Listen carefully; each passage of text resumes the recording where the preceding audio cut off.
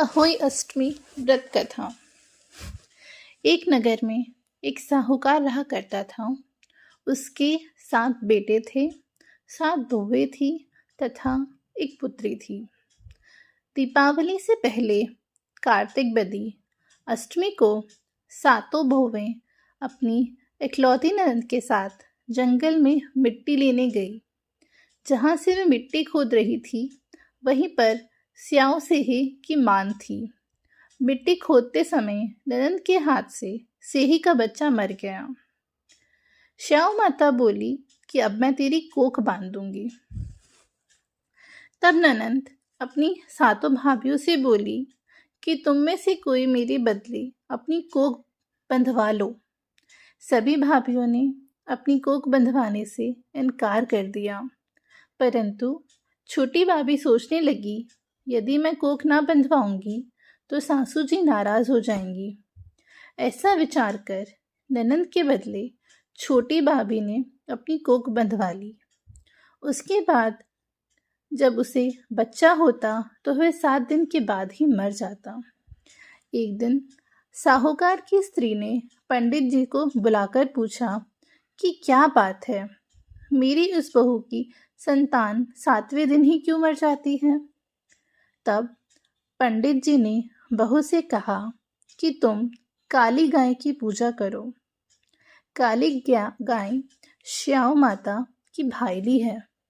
वह तेरी कोख छोड़े तो तेरा बच्चा जी जाएगा। इसके बाद से वह बहू प्रातःकाल उठकर चुपचाप काली गाय के नीचे सफाई आदि करती थी। एक दिन गौ माता बोली कि आजकल कौन मेरी सेवा कर रहा है, सो आज देखूंगी।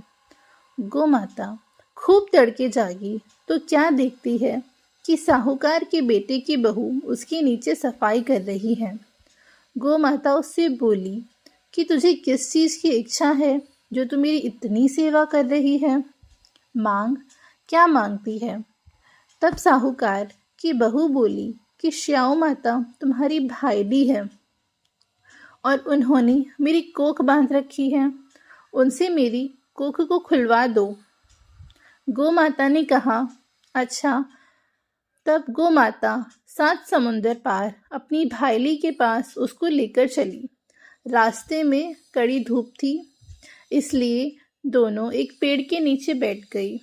थोड़ी देर में एक सांप आया और उसी पेड़ पर गरुड़ पंखनी के बच्चे थे, उनको मारने लगा। तब साहूकार की बहू ने सांप को मारकर नीचे दबा दिया और बच्चों को बचा लिया। थोड़ी देर में गरुड़ पंखनी आई तो वहां पड़ा खून देखकर साहूकार की बहू को चोंच मारने लगी। जब साहूकारनी बोली, मैंने तेरे बच्चों को मारा नहीं है बल्कि सांप के डसने से बचाया है, मैंने तो तेरे बच्चों की रक्षा की है। यह सुनकर गरुड़ पंखनी खुश होकर बोली, मांग, तू क्या मांगती है। वह बोली, 7 समुंदर पार शिव माता रहती है, मुझे तो उसके पास पहुंचा दे। तब गरुड़ पंखनी ने दोनों को अपनी पीठ पर बैठाकर श्याऊ माता के पास पहुंचा दिया।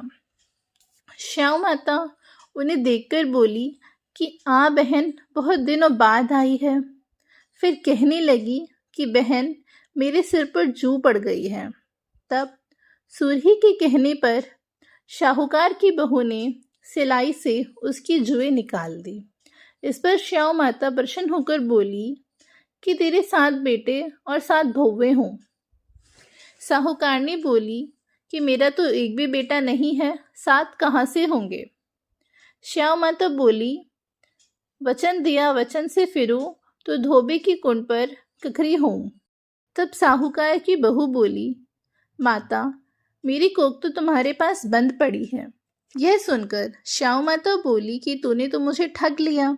मैं तेरी कोख खोलती तो नहीं, परंतु अब खोलनी पड़ेगी। जब तेरे घर में 7 बेटे और 7 बहुएं मिलेंगी, तू जाकर उजमन करना, 7 अहोई बनाकर 7 कढ़ाई करना। वह घर पर लौट कर आई तो देखा 7 बेटे और उनके साथ 7 बहुएं बैठी हैं। वह खुश हो गई। उसने 7 अहोई बनाई, 7 उजमन किए, 7 कढ़ाई की। दिवाली के दिन जेठानियाँ आपस में कहने लगी, जल्दी जल्दी पूजा कर लो, कहीं छोटी बहू बच्चों को याद करके रोने ना लगे। थोड़ी देर में उन्होंने अपने बच्चों को कहा, अपनी चाची के घर जाकर देख कर आओ कि वह अभी तक रोई क्यों नहीं। बच्चों ने देखा और वापस जाकर कहा कि चाची तो कुछ मांड रही हैं, खूब उजमन कर रही हैं। यह सुनते ही जेठानियाँ दौड़ी दौड़ी उसके घर पर आई और जाकर पूछने लगी कि तुमने कोक कैसे छुड़ाई। वह बोली, तुमने तो कोक बंधाई नहीं, मैंने बंधा ली। अब श्याम माता ने कृपा करके मेरी कोक खोल दी। श्याम माता ने जिस प्रकार उस साहूकार की बहू की कोक खोली, उसी प्रकार हमारी भी खोलिए, सबकी खोलिए। कहने वाले की तथा हुकार भरने वाले तथा परिवार की कोक खोलिए।